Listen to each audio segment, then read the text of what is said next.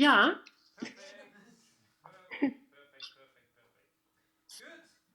So, Kaspar, can I start? Yes, you can. Okay. Good. So, I hope you enjoyed the lunch. It was not too much that you're too tired, but I think like the next panelists will give you enough impulses to stay awake, and I'm looking forward to that exchange. So, good Uh, point. Martin, there's somebody who waits. I see. Mikado Ige is entering our. Okay, good. Another sick one. No. It's from the. Good. Okay. I'm thinking like, am I? This is okay. Yeah. So the next panel is called Activism Between the Local and the Global. I think we touched on that topic, of course. I mean, this question is like accompanying us. However, this will be the framework, or one of the questions that comes with it is always, of course, what defines successful environmental justice? Activism, which organizational, political, and legal levels need to be mobilized from local to international? And then the question is also, are local successes sometimes a positive impulse so that we can scale these things up, or is it the other way around? And it's quite a challenge sometimes for urban movements to go into the countryside and or to smaller towns. And so I think these are really real challenges. And and I'm happy that I have three panelists that, of course, first of all, talk about the organization and so on and so forth. But I think we can also discuss some of these aspects that I just sketched later in the panel discussion. So with me today, Selma Mešić, who comes from Sarajevo. She holds a bachelor degree in financial management and is currently a second-year master student also in management.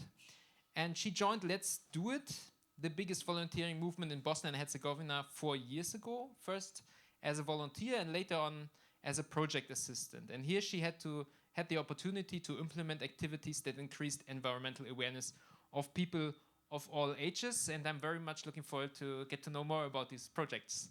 Welcome. Thank you. The second here in the room is Vanessa, and she holds a BA in tourism management and a master in sustainable resource management from the Technical University in Munich here. And at the waste management company of Munich, she is developing a long-term zero waste concept, which the people of Munich, the Munich business community, and the Munich city administration can actively shape. And she's a big advocate of waste prevention and ecological waste management. This and many other projects she realizes with Rehab Republic. And their goal is to promote awareness for sustainable development, not in a usual way, but as a creative collective, one could say. And or they themselves call themselves creative collective, right? And they do things from their actions are always very colorful, full of creativity, and bring people happiness too. And I like this approach. And from exchanging clothes, nibbling rescued food with 200 people, convincing chain stores of packaging free shopping, or actions for the World Cleanup Day. So there's also maybe some connection between the two of you. And welcome, Vanessa. So, and with us online is Ulrike Schwarz from Solar 2030, and she holds a PhD in linguistics and philology with a specialization on medieval times. With Solar 2030, they are engaged in a bottom-up transformation of the energy sector, one could say.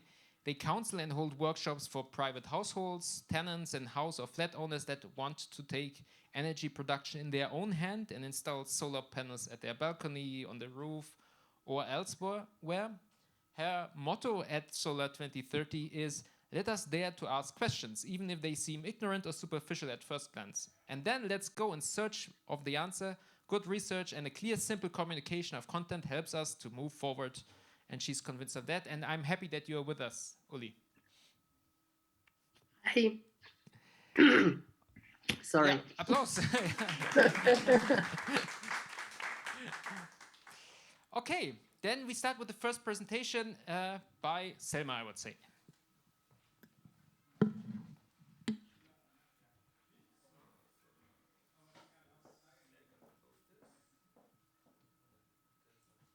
Soll ich mich mein Video ausschalten jetzt?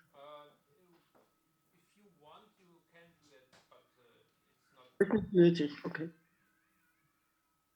So, but we will not see you now at the moment because there's Ach, an ongoing ja. presentation. So you can also switch it off if you want. But That's if fine. you share, you can see the PowerPoint, please. Ah, okay.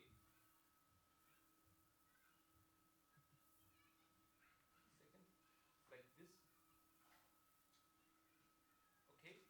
Uli, do you see the PowerPoint presentation at the moment or not? Nein. Aha, okay. Then I'm gonna share it with you. Maybe that's good for you then. Should have done this earlier too. Hm. Never stops. Wait a second. So like this. Da. Ja, super. The problem is now only that I cannot start the PowerPoint presentation. Okay. Oh no, I can. Wait a second. Gut, dann bis dann. Just a second. Here we go.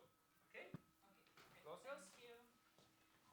So hello everyone. My name is Selma. I come from Bosnia from the Let's Do It project. Can you speak into the microphone? So today I will talk to you about the project, how it came to be. So it's always an idea, and through action we come to a certain goal that we have set to ourselves. So basically every journey starts with one step, and the whole concept actually came from Estonia to Bosnia and Herzegovina, and then I will talk to you about our major activities. Actually, our main activities because we have a lot of other activities that we do. So how it usually is, you have a small group of people who have an idea, they take action and actually take action without funds, and then the funds eventually come in. And the whole goal of our project is to show the citizens of Bosnia and Herzegovina that there is still hope that we can create a better future for ourselves and for future generations. So the Let's Do It world. So the whole movement came from Estonia in 2008 when a group of people decided that they wanted to clean their country in one day. The concept came to Bosnia when another group of people, attended a English class. They watched a video about the group from Estonia, and they thought, why would we not do the same here in our country? So Let's Do It B&H has been part of the Let's Do It World project movement since 2012. And actually the Let's Do It World movement later on in 2018 in a sense branched, and they formed another movement, the World Cleanup Day, which is marked every year in September, and it's usually the third Saturday. This year we had the cleanup activity on the 17th of September. So in the last 10 years, we have collected around 20,000 tons of waste. At some locations, the waste is collected selectively, so it is also recycled, but the whole recycling management system, it's just not alive it's actually alive just in a few municipalities in Bosnia. This year, we had 40 locations across B&H, so those are our local teams, and we provide them with everything, from the cleaning materials, we provide them with instructions how actually they can organize that activity in their local community. We also involved 130 schools directly. They could apply, and we send them the cleaning materials. And this year, around 15,000 volunteers took part or marked the World Cleanup Day, and 5 tons of waste were collected. In the previous years, last year we had 20 locations, so it always depends on funding.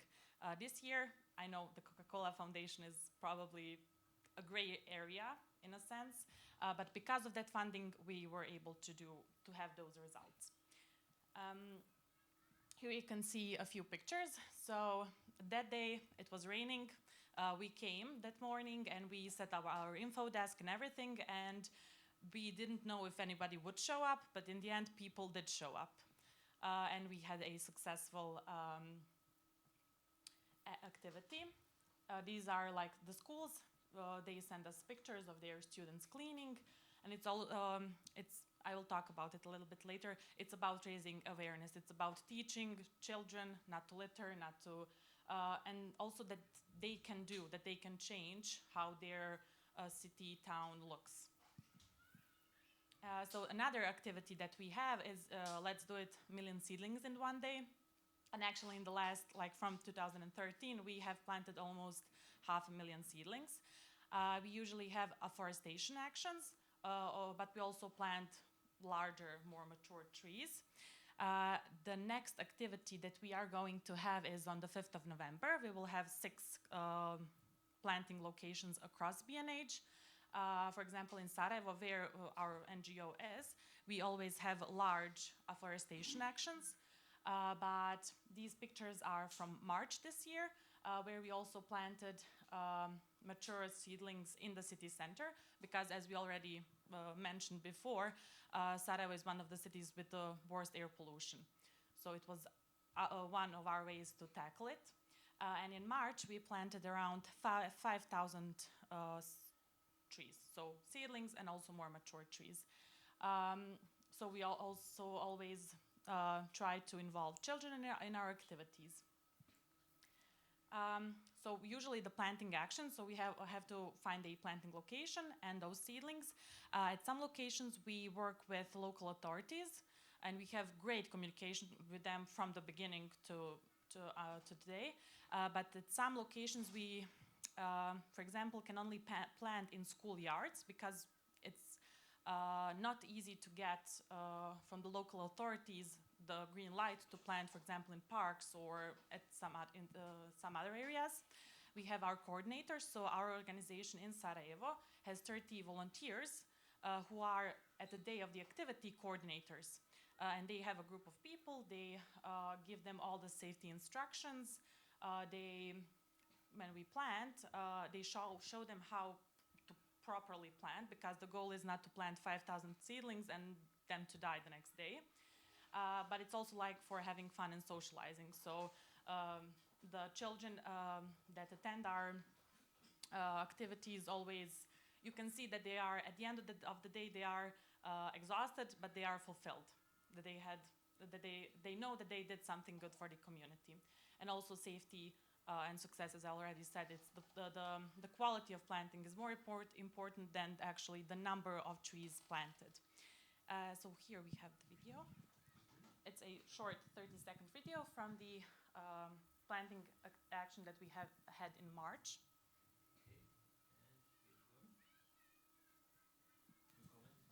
And actually, the biggest activity that we had was in 2019, when we had around 800 people at one location. So because of the pandemic, we were, with the number of participants, we were a little bit limited.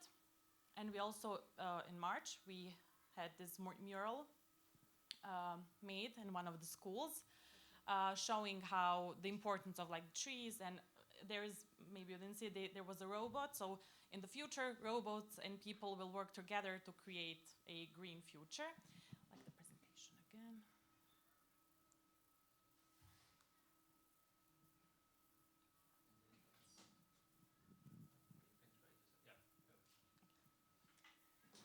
So in the last 10 years, we have directly in these activities involved around 200,000 people. For this, we don't have like any plans, but for example, for the seedlings, 1 million is still a goal, which we believe that we will achieve at one point, like in time. Another aspect that we know is really important is education. So we have another activity that is School of Ecology, and what we usually do is go to schools, hold presentations, and then invite those students to participate in our activities. So the idea is to teach them, but then for them to practically use that knowledge and also to act immediately. So we use the momentum of them having the motivation, having the inspiration to actually do something. And we know that changing the situation from the root is important, because as it was already mentioned before, when we tell children about it, they go home, they talk to their parents. And actually, we had another project where it was regarding recycling, that the children were so mad at their parents throwing everything in one trash can. And they were really annoying and telling them that they need to have better waste management. We also have campaigns. So as I already said, the air pollution in BNH is high.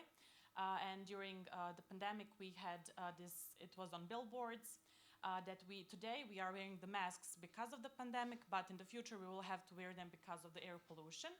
And another big part that came from the World Cleanup Day is the digital cleanup. So it's active. I think in the last 2 years it has been active. People were working from home, more digital waste was being created, and actually, I don't know how much you are familiar with the concept of digital waste, but it's more about the resources that are being used to, for example, produce the energy to store that digital, because and that's also something we had to talk about, the concept, because the concept was not familiar to people. And actually, the concept of waste management is not familiar to people in my country, so we have to gradually get them familiar with these things. That's it. Thank you for your attention. You can follow us on our socials. We have fun stuff.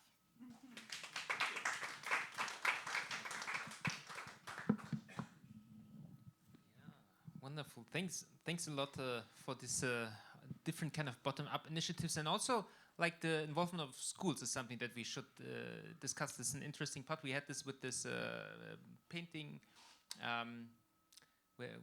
You told us about this project. So it's from my point of view, my experience, it's not that easy to get into schools and get them involved sometimes. So it would be interesting to know more about how your experience is in that regard. Well, yeah, if I can jump in. Can we let us discuss this afterwards? Sorry that I jumped in and posed the first question or something like this, but just as an outlook. Okay, but let's continue then with Vanessa, and we spare that question with the schools.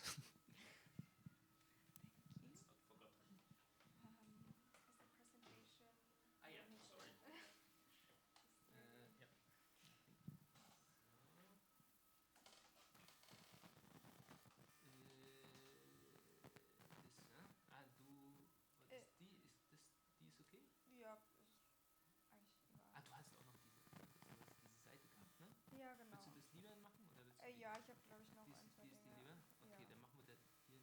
Ich muss mal gucken, ob da reinkommt jetzt noch. So, ich habe das mich vorhin nicht installiert. Und von hier aus übernimmst Genau. du. Okay, Ja. ich muss mal ganz kurz das machen.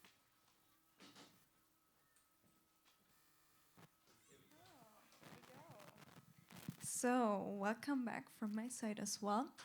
I'm Vanessa and I'm from Rehab Republic. So you described it pretty well, actually. So we are colorful, and most of the people say we are a creative collective, and that's where I want to jump in right away. So who are we? We are creative people that want to change the current society to a more sustainable one. So what is the unique part about our organization is that we do have different kind of memberships. I don't really like the word, but let's use it for now. So we have people that don't really have time to be active in projects that we have.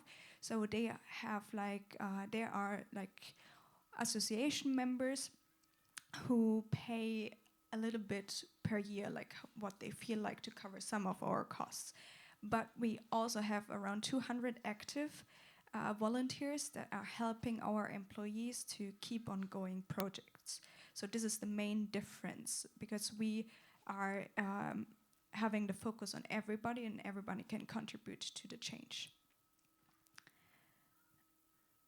So our motto is that we think sustainable actions is not achieved primarily through more knowledge and appeals. This is really important because we think rather that making sustainable actions is through experience. You can change people if you have if you show positive visions in the future and kind of combine this experience to make action to knowledge and not the other way around. So if you learn something with your mind, your head, and your hand, then you actually learn what you change and not the other way around, that we say you don't have to do that, you can't do this.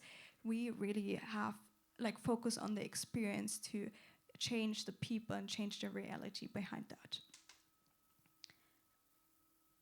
And how we are doing this is we have different pillars, and one of the pillars is storytelling, for example.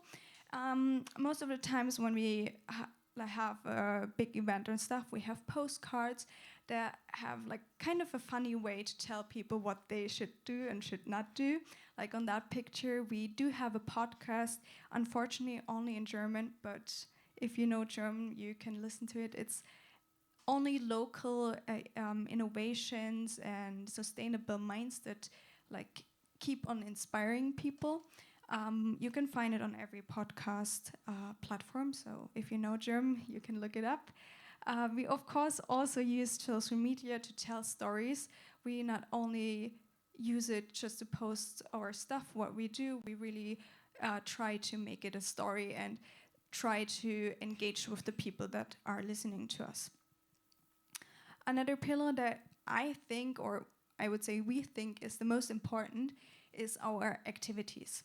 So if we do an activity, we always ask everybody to join. So for example, our zero waste concept we did with the city of Munich, I will talk about that a little later.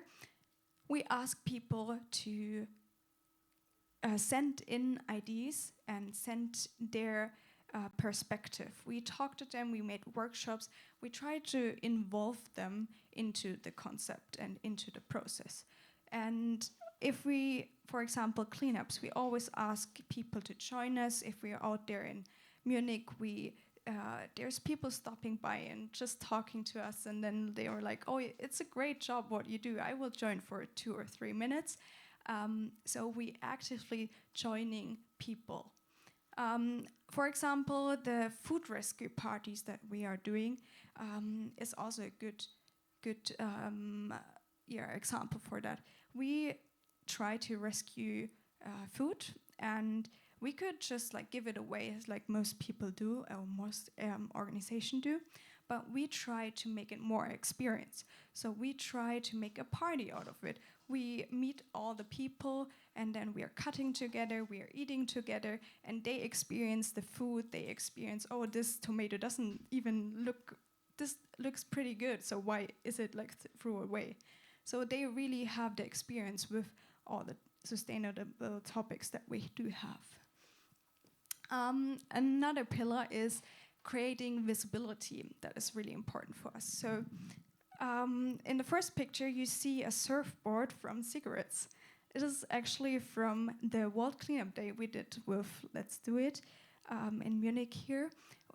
So we cooperated with one of the surfboard makers here in Munich, and they made cigarettes inside of the surfboard.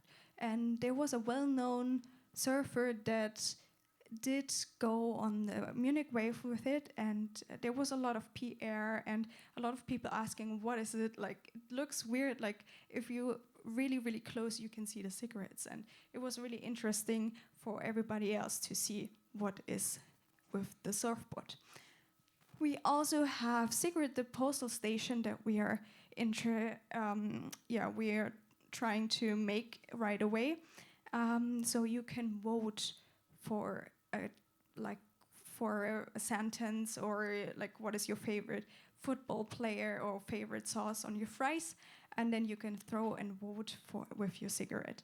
If you do cleanup actions, we also kind of place it somewhere for a few minutes or even a half an hour, and then people are passing by and asking actively, how long did it take to build up that kind of boat? And we always say it's 1 hour, and then they're really shocked and they kind of involved with the activity. Also, alternative is really, really important. So we don't say that they cannot do stuff, we give them alternatives. So for example, we always have pocket ashtrays, we give away for free, we have a label for packaging free shopping. That is actually a really, really good way to tell people where and how they can use packaging free shopping. We have a zero waste guide that we launched last year. It included tips and tricks for zero waste going here in Munich, but also had vouchers to go shopping and save some money.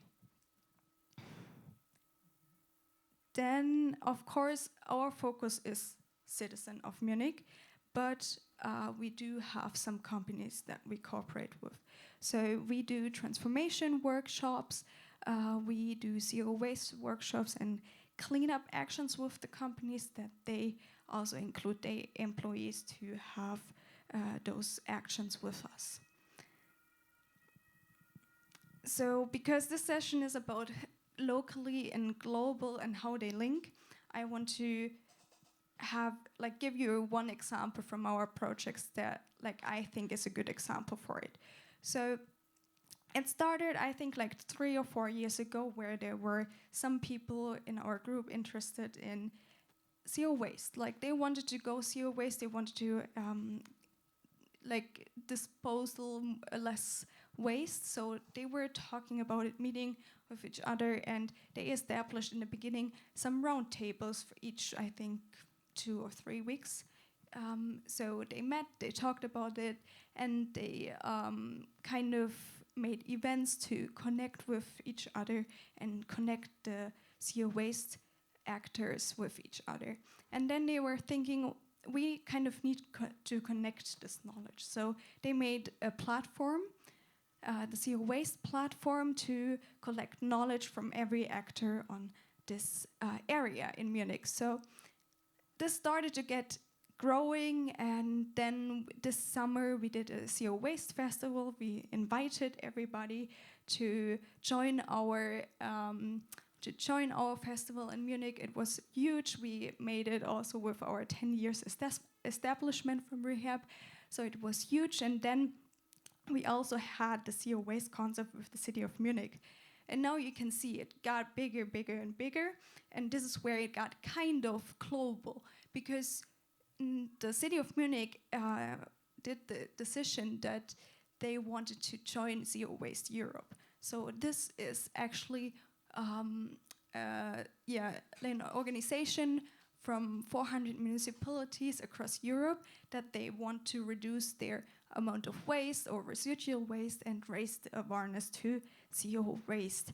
And you can see from that example that we had just one group having the idea to going zero waste, and it ended up being Munich to go zero waste with the whole Europe that wants to join.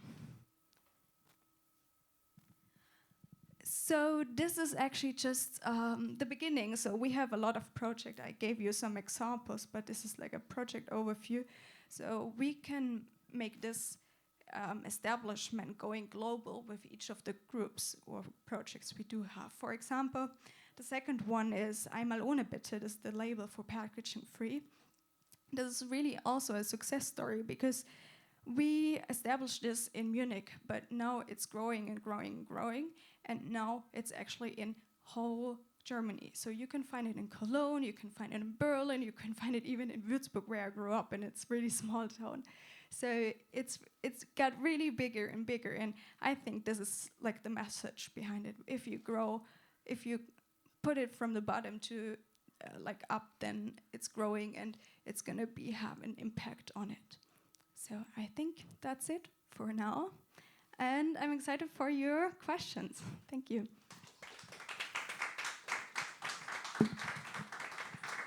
Thank you, Vanessa. Also into this for these insights into narrating, how to narrate these kind of projects. That's also interesting from my point of view, and also different aspects of creativity and how they can look like. And then also thank you for picking up on this from local to the global.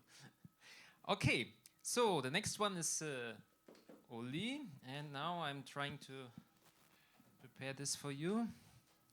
You're still with me, yeah? Huh? Wait a second.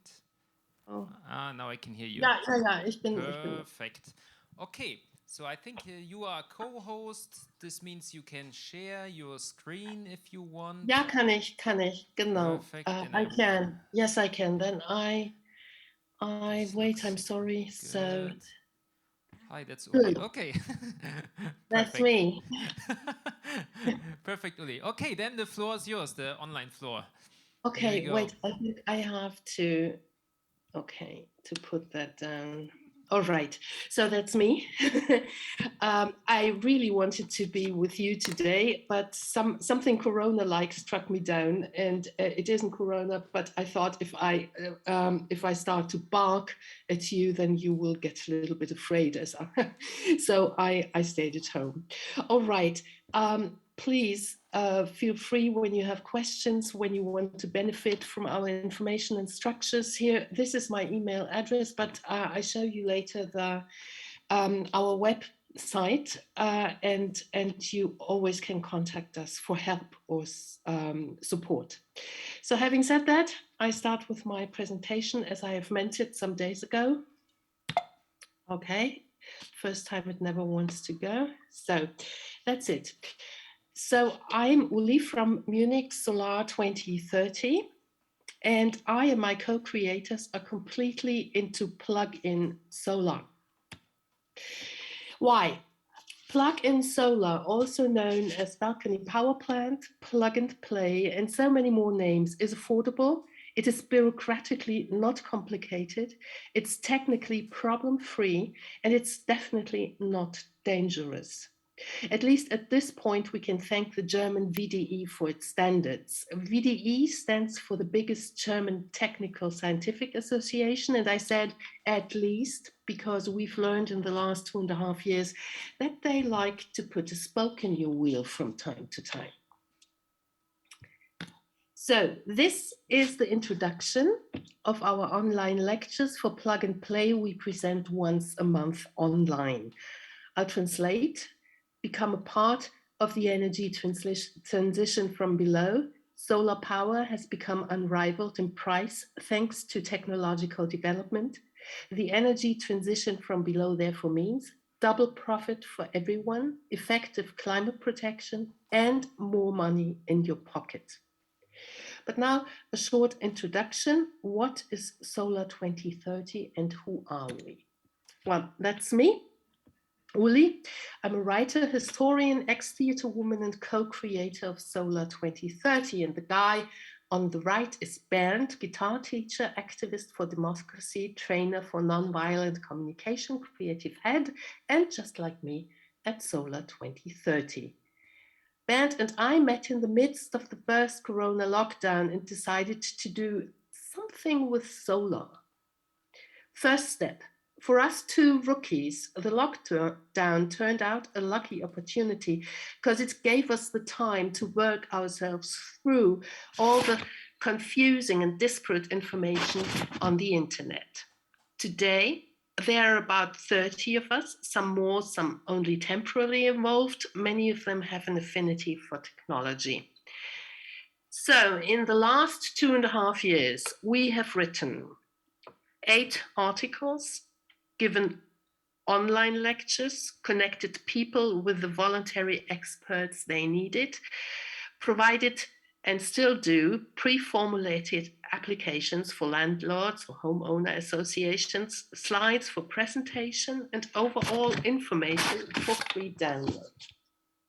And we answer questions via email or phone. So, what is the interesting thing about plug and play? It is really the easiest and cheapest entry into the energy transition from below. It seems to be addictive. Some even claim it is the gateway drug into solar. But there's another side important for us activists. In this small scale, the social, political, and economic problems show up.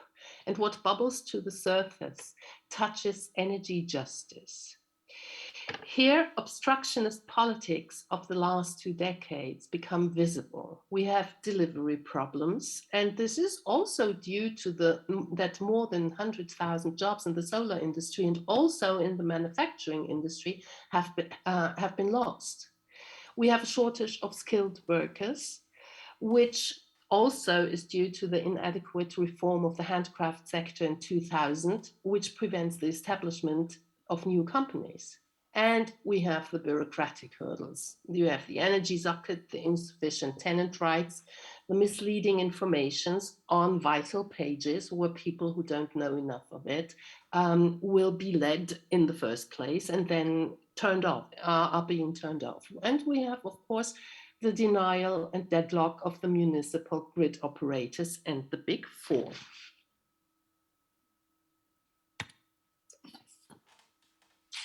So, why are we not more powerful, we activists? Well, no question, Goliath has a well-oiled system, oiled in the sense it stands here, oiled, to fall back on and doesn't pay badly, at least in these latitudes. David is mostly made up of volunteers who struggle to leave the hierarchical system behind. But we tend to forget that David is much more agile and can be than the immobile Goliath. So where does our agility lie, or how can we become more agile? And first, I want to tell you by my conclusions, or our conclusions drawn from the experience we have made. First of all, and we and I are convinced of this, we have to say goodbye to the idea that the current system can be reformed, or that this system would be all right if you would just communicate long enough, good enough, non-violent enough. We've talked our heads off, and nothing more than a fanciful public participation with public animators has happened. The Club Mediterranee of the energy transition, so to speak. A discussion at eye level with the usual suspects? Not possible, we know that. It is not about communication, it is about economic power. When we gain power, they lose it. It is as simple as that. So, in the last 2.5 years, it has become clear that our main business, so the business of Solar 2030, in the sense of where are we most needed, is the concept of PV neighborhood support. And this approach, funny enough, has really triggered something. At the moment, activists all over Germany are starting to be interested in the concept. So how can we imagine this concept of neighborhood support? Because solar technicians are in short supply, we have to look that we help ourselves. And this is the beginning of our page with the call for action, right? We call for if somebody needs help, if somebody wants to participate in a collective order, or if somebody can give help. And we support each other, and we organize it, and we no longer wait. So, and then we have the interest in a collective order and neighborly support in transporting, then they should fill out this form. But I don't show you this form now because it's just a form. We ask for the agreement of the owner. Is there an outdoor socket? Is there need for advice? Or do people want to participate in collective order?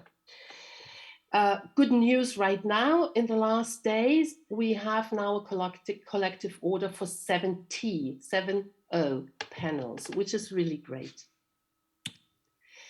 So that's what it is. We believe in the power of information, learning new skills and training them.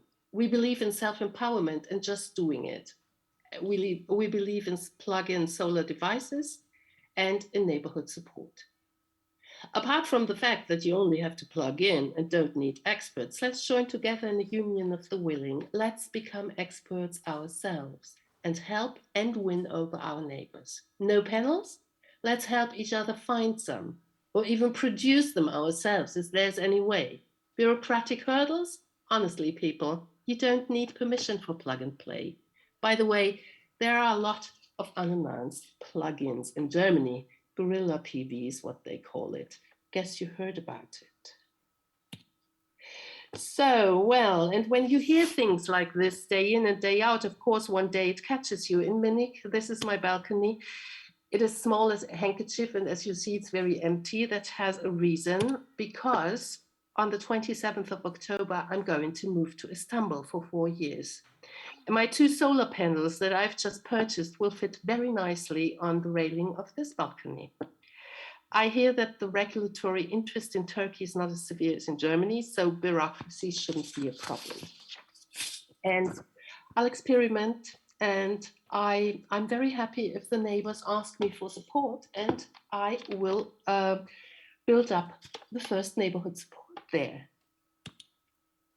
So on the one hand, it's Turkey, on the other hand, neighborhood support in Sicily. Okay, it's not the Balkans, but I thought I'd tell it anyway. This is Bukhari, a small town in the Iberian Mountains near Siracusa with room for 20,000 inhabitants, but due to the rural exodus, only about 3,000 still live there. I think about a solar town in the mountains. Fortunately, many of our friends there think that the idea of solar panels on every house is beautiful. And if someone there in your panel is here thinks that this wouldn't look nice, this house with its permanently attached plug-in solar units is located in Freiburg, and I think it looks pretty catchy. And that brings me back to me moving to Turkey on the 27th of October, to this beautiful terraza with a view on a polluted Bosporus and ships running on dirty old energy. What is my plan? Well, first of all, I will not leave Solar 2030. There are some steps. First, I translate our solar info pages into Turkish and Italian. I have already made contacts with solar activists in both languages and countries. Second, I learn to take technical care of my own solar power. And third, I get the message across. Solar power is inexpensive, learnable, and doable. And as a dear friend of mine says, it is no rocket science. Well, and then? Balcony power plants are like mobile phones. Once you get into it, you don't want to miss it. And besides, it only takes one push and then it happens fast. And just with the mobile phones then, I mean, look at this brick on the left side. We really don't know where its potential lies in the future. My husband and I met this purple bus and its family from Stuttgart in Sicily. Okay, they don't drive electrically yet, but they can run everything else with their self-sufficient facility. They know how it works, they know how to fix it, they have given up their house, run their job via the internet, they drive around and stay where they like. I've rarely seen such relaxed people, mobile, relaxed society. I never quite know what people mean when they shout for freedom these days.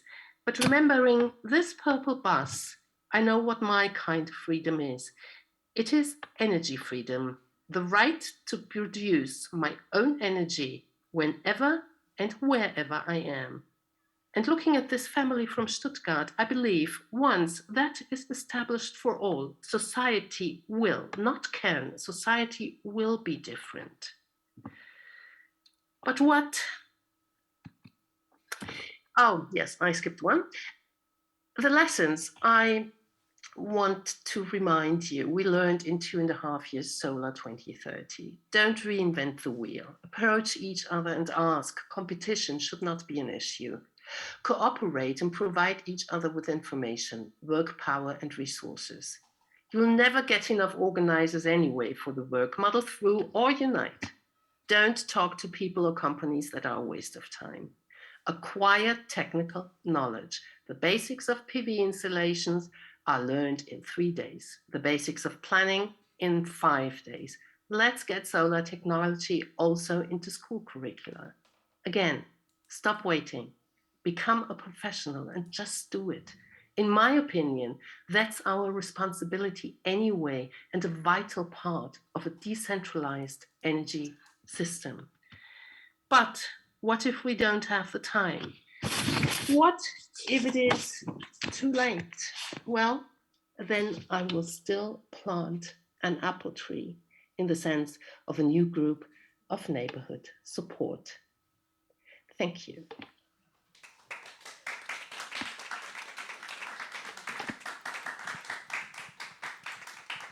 Hello? Yeah, thank you very much, Uli, for this inspiring talk. Also, this mobile knowledge and energy freedom, energy justice, and especially also for sharing your experience of 2.5 years and looking back how to unite, how to exchange ideas. And thank you very much. So I would ask all panelists to come to the front, and then we start the discussion.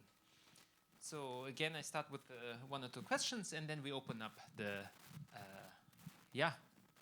room for questions from the audience. So, not forgotten, the question, and I start with it. And you mentioned it also, Uli, now, school curricula. Yes. So this goes to some who work with school. Actually, it can go to all, I guess. So what are challenges in entering schools?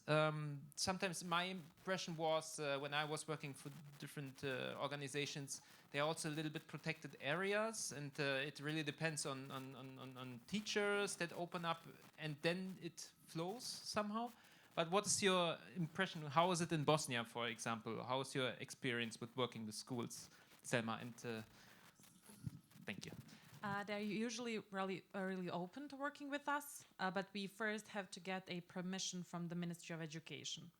And so, as we already talked about, in Bosnia we have 2 entities. So, for example, in the federation we have cantonal system.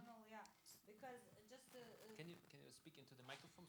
Just to jump in Federation of Bosnia and Herzegovina, the educational policy is the sole competent of cantons. So it means that we have different educational systems in federation. So we have to get 12, 13 permissions to have activities with schools in the whole BNH. Aha, okay. Well, that's interesting to know. Okay, good. So how is the others' experience with working with schools? Do we have how's it with rehab? So we did have a project that did go to schools and talked about sustainable actions and what they could do. We did cleanups with them and like all that kind of stuff they ask for. But some of our projects are from the volunteers, and if they are not there anymore, it kind of sleeps and there's no action anymore. So this is actually one of the projects that is not there anymore, but we worked for I think 2 years with schools, and it was I really can't, I was not in the project, so I am not aware of that what it was, how they worked with, but I know that they had a lot of questions and people that they asked for that need, because they couldn't really cover, the teachers couldn't cover those topics. So there was a lot of awareness about from the teachers, but it was hard to cover from our organization part. So next level from these interactions and establishing contacts would be getting it into school curricula. I think that's also really heavily discussed in many regions, of course. I mean, because there's a long-term vision of society hidden in school curricula, not always hidden. But Uli, did you have any experience with that, or was this just like a vision? No, it was in the first place, it was and is a vision, but I think it can be realized. It can have a realization, because first of all, it is difficult because people in schools have the problem. So we all know, and then we have to get a plug and play, and somebody has to take care of it and something like that. So I think though for the beginning, for a start, we should think about movable plug and plays and about workshops, right? To move the plug and play as a workshop from school to school. That would be a good start, but I'm thinking of it, and I think that's quite an idea. Okay. Yeah, sure, please add. Just to add something about sustainable and like schools in general here in Munich. So schools and how they build and how the like what they teach is managed by the government of Bavaria and not like German-wide. I think that's a main problem here in Germany, at least. But Munich is doing a lot about it. So they have a strategy that they do a sustainable strategy for schools right now. So I think it will help, and hopefully the future will be different. Okay, I would open up already for questions, but I can also just continue, and you give me a certain signal if you want to join our discussion, okay? And pose a question. Okay, so then I would like to go back to this, to the general topic of environmental justice. So how much did this play a role for you, environmental justice, in your projects? Is this, for example, a concept that was always there when you were doing certain activities, or is this becoming more present in the last years for you? Or is it not at all present and just differently framed? So who wants to start on that one?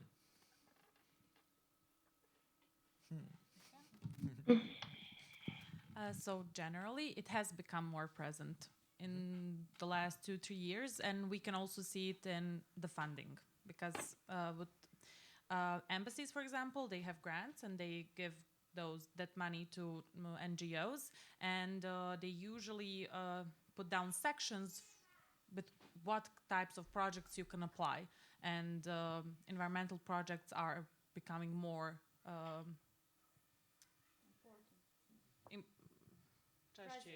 more present in those types of calls.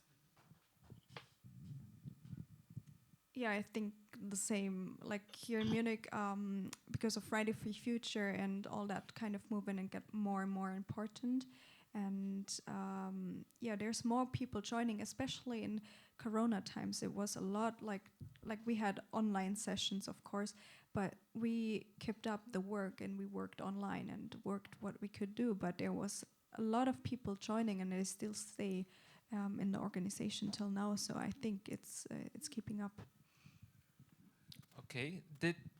Uli, how about you? How is justice an issue it's a newer organization, but still, what's your perspective? Is this a topic, or is this like very intuitive? Oh, completely! It's a complete topic. I mean, we have faced so many unjust situations that we really have to be very creative to undergo them.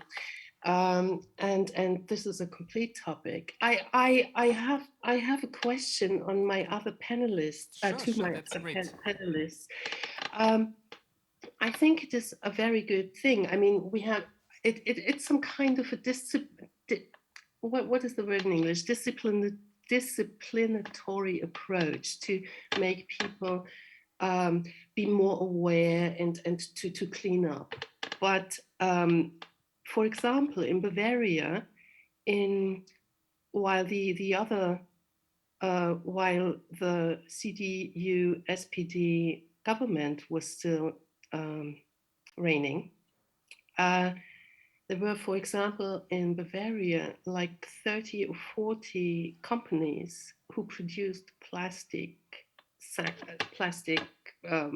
bottles, sacks, and everything for supermarkets, who were excluded of the EEG tax.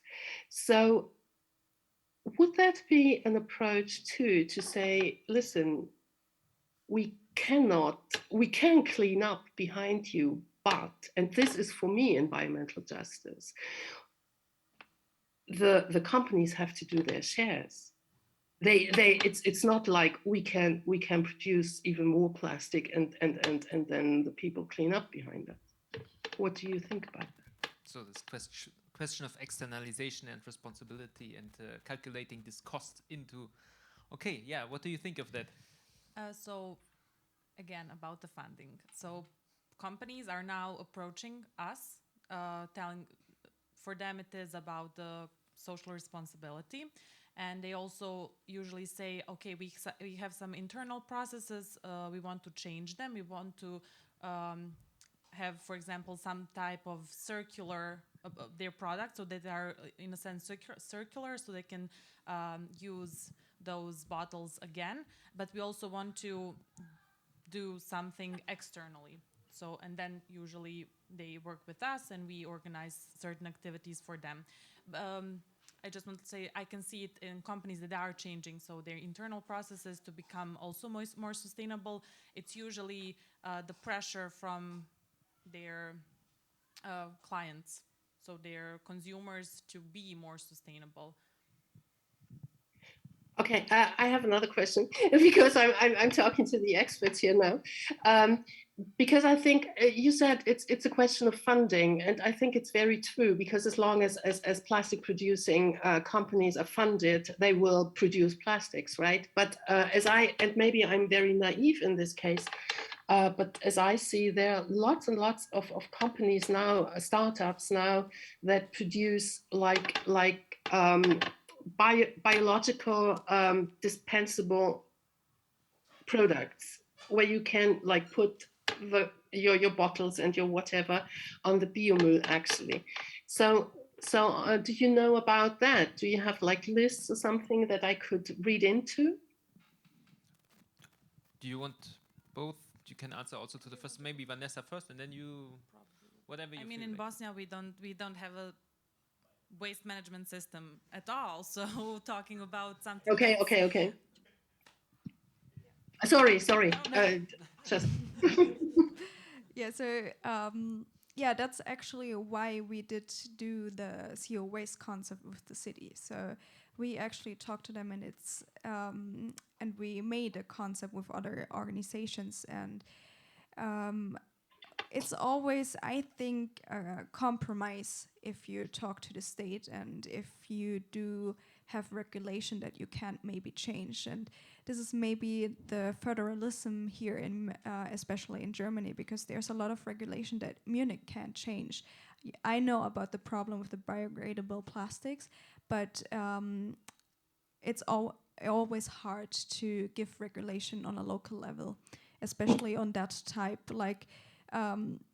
If they sell it all over Germany, then you can't say on the state it's not allowed to sell it. So there's always, I think, thresholds about regulation, and this is what you're facing when you act global and you have the impact from global or national.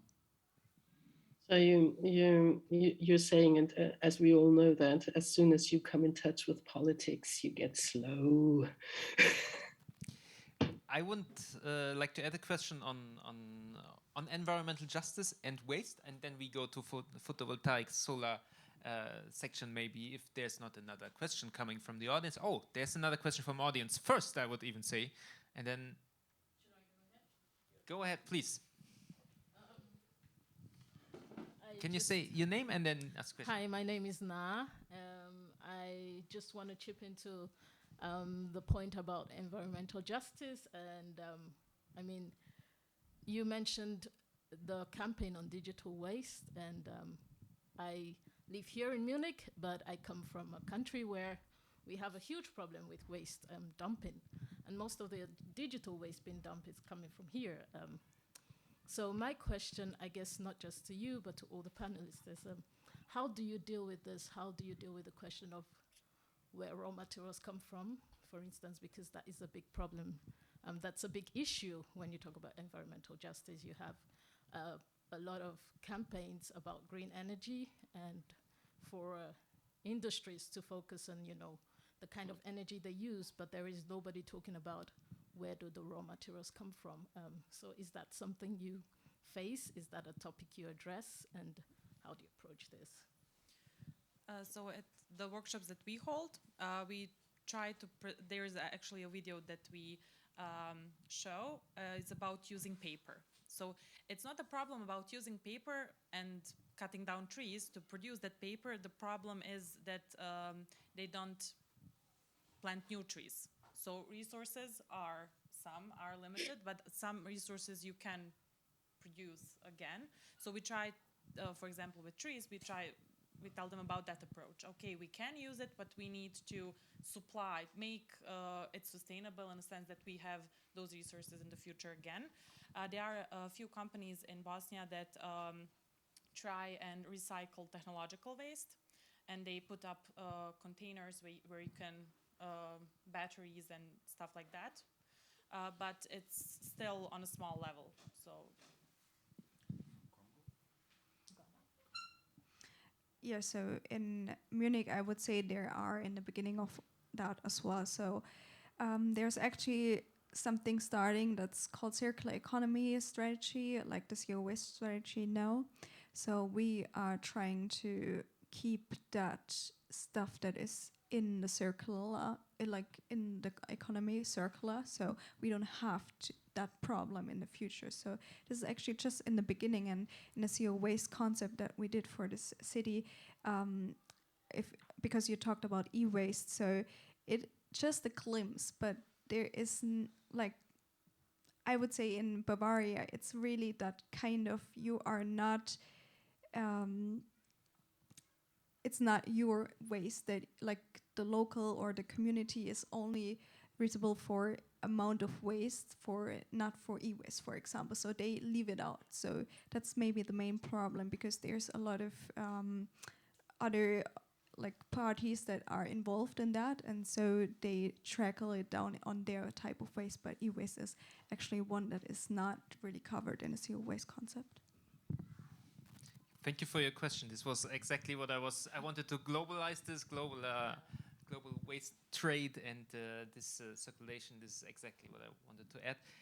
However, I think like what is also a good question maybe is, so we've seen all these protests in relation to hydropower and rivers and so on and so forth. Is there any collaboration?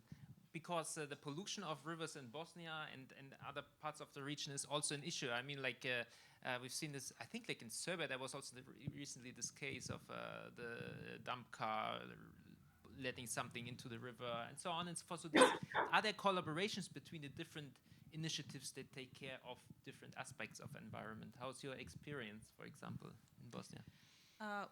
We know that they exist, and that it's already a coalition of NGOs, and their primary focus is protecting the water.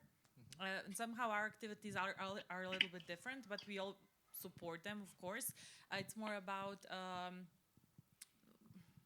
the volunteers, that they don't have enough time to be in all parts of those activities. So, I mean, one person cannot be at 10 places at once. So, I mean, it's great that actually, but when we look at the bigger picture, more people are involved generally in environmental protection, but just in different parts of it. Okay. Are there any other questions for now from the audience? I'm gonna give you a little bit of. Yeah. So, Jasper. Yes, because I don't know. I have this like I'm listening and I'm thinking, okay, like in Bosnia, or I think in Serbia, there is a lot of waste which is coming also from Europe. Like we are in Bosnia, we know that there is millions already for let's say 20 years of old cars, who are coming from Europe, and they are they are now in Bosnian, and they are also exactly on this garbage waste facilities that are actually they are not protected. They are not good facilities. We have in Mostar we have a problem with drinking water, because one of these facilities is totally polluting all the water which people are drinking, and that's a problem which is already 15 years old. So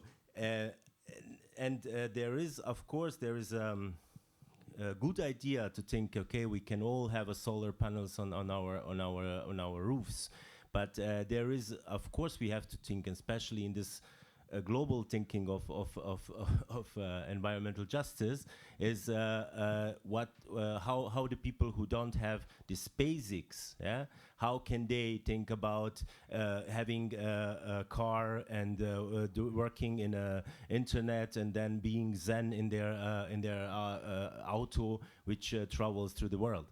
So just to bring a bit of this kind of story, like where we are and where are the others, so to say. So this, I think we have to think about this transition, like how we do that. We talk about same problems, but I think sometimes I hear you, Selma, talking. Sometimes I'm thinking, okay, but everything is good in Bosnia. Like also when Maya is talking, I was thinking, okay, yeah, there is a law, yeah, but the problem is that nobody cares about that. So the politicians don't care. The young people are not involved. Like there is no Friday for Future in Bosnia or in Serbia, or they are in the radical movements. So like I don't hear this from you, and I'm thinking like, where is this? Like where? Yeah, like I have a feeling you are talking a bit. How to say? Like okay, I understand your work and it's important work. But this kind of connection between what is really happening in Balkan and what is really happening in Europe, so that some people here, like here in Munich, they don't understand these problems, because we have bio waste, we have all this like okay, there is a lot of problems about it. I don't say it's totally 100% finished story, yeah. But some of the systems we have, and we don't understand that in Bosnia people still, the fabric were making like a flesh industry, meat industry. They are putting there is no filter. They are all the waste goes into the river. It's like that. So just to give a bit how to say to add a bit of a friction to the debate. Yeah, because I have a feeling perfect. like absolutely right. Yeah, we are on the same, but I don't think so. And this is also what Now was saying. Yeah, it's like this. Well, we have disparity there. We have the waste is going to Africa or going to Balkan or going to other places. So that's the point. How we succeed to and how stop do we it. get into conversation about it? Yeah. Okay, you. Vanessa first.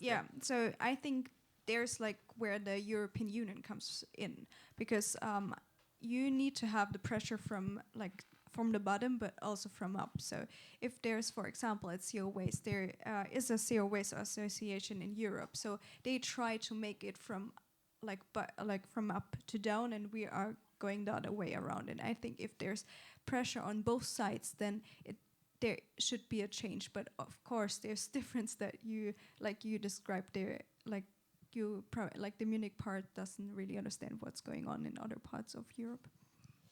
That's what I was talking about. We don't have a waste management system. They all dump it just into one place. So we can't talk about recycling even, because we don't have a system in place. Certain companies were trying to, there are a few companies that are like waste management. They collect waste that is like selectively disposed, I guess, and they try to work with schools to give them, for example, 2 bins, one for plastic, one for paper, to try to get the system going. But it's still, the project has been going on for a few years now, and there is still not like a larger impact. And there are only a few municipalities where they do collect, but it's still only like plastic and paper, so not even glass, not even any other types of something that is for our culture. We don't have, we have had, we do make hummus, because a lot of people, not hummus, for Compost. Hummus. So in Boston it's hummus. Compost, because a lot of people do have like gardens and stuff, but they do not go in with the thinking, okay, I'm doing something good for the environment. It's just I need that compost for my plants. Oli, do you want to say something to that, or you take this as a comment? Or No, I had the feeling that I think, like in Munich, it seems to be that the waste is parted into paper and stuff like that, but it's all burnt anyway, so so it's just like a kind of Beschäftigungstherapy. So, I mean, I guess what is definitely necessary that we have, I mean, like, not to say like, oh, great that we did this here, but like, I think like to get it, we have to keep into conversation to understand also what we mean with different kind of things, and to understand different starting conditions. And I think we discussed it in the first panel on how much space is there for petitions, what does it mean, challenges in the terms of implementation, and so on and so forth. So Uli, one question now, you are moving to, we have seen these wonderful images now from Istanbul, and I like this idea of the mobility, not only of your solar panel, but also of the idea. So what's your strategy? How was your first contact, and how did you encounter challenges, or what's your plan? A little bit more. So the first plan is, of course, to put all the information in the languages, in Turkish and Italian, on the webpage, and to get in touch. I have a Turkish friend here, and she gets me in touch with solar activists in the University of Izmir. And so we are going to start, and I think you can start only small. But the funny thing about it is that's what my husband says. The Turkish are quite slow, but when they start, then they kind of jump over a few steps. So this could be quite. They don't know it yet. And I mean, we have to imagine that balcony power plants, they are like really big, right? Just like this year, right? Before, it was like some aficionados who were into it, but not many. But now they are really a subject, right? So you asked me about environmental justice, and I think it's very important, because we are living on the resources of other countries. We are using the labor power of other people in the fringes of the EU or outside of the EU, and I think this is unbearable. This is horrible. But my idea always is, do it without the governance. Become as independent as possible, also in waste. That's my only thing, because when you reduce the possibilities of the government, then it gives you power. But of course, in the energy, in the waste subject, I'm not so much into it, so I cannot say anything about it. Okay, are there any other questions for now? Otherwise, we open now the political participation subject. I'm gonna close the discussion then. No, no. I think like it's a good call for bottom-up initiatives and so on and so forth. We have seen it. I think like it depends also on what field of environmental justice we are discussing. The energy sector needs maybe different, sometimes different approaches than other sectors and so on and so forth. So yeah. Thank you very much then for your presentations and your impulses and your sharing your experiences and perspectives on environmental justice locally, globally.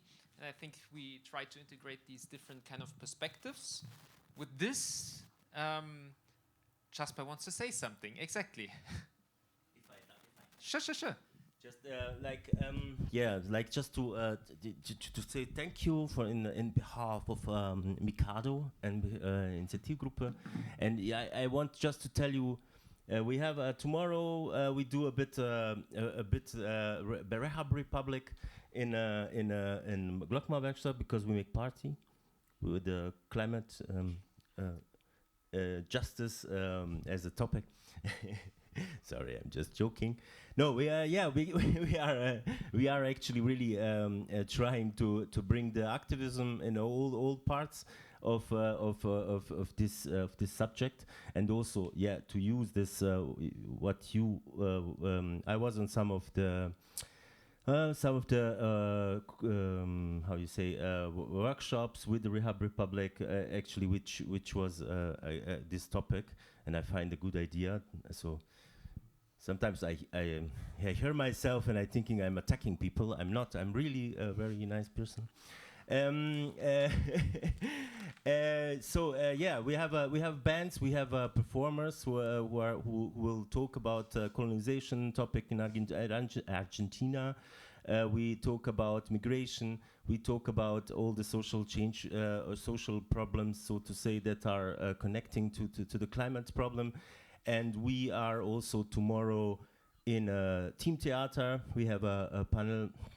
And we have a closing panel in Pinakothek Modern on 16 hour, 16:30. So that's what I want to share. And thank you for being here. And yes, and thank you. Really a great conversation and great discussion. Yeah. Thank you. Thank you. So then we all see each other. Panel number 4 with also Nika, who was sitting there, and Clara Bosch from Fridays for Future, who's coming. Okay, so then thank you, Uli. Danke. Thank you very much. Okay. Get well soon, and see you around on this or the other roof and this or that other region of the world. And enjoy Istanbul. Okay, alles dann. Ciao. Thank you.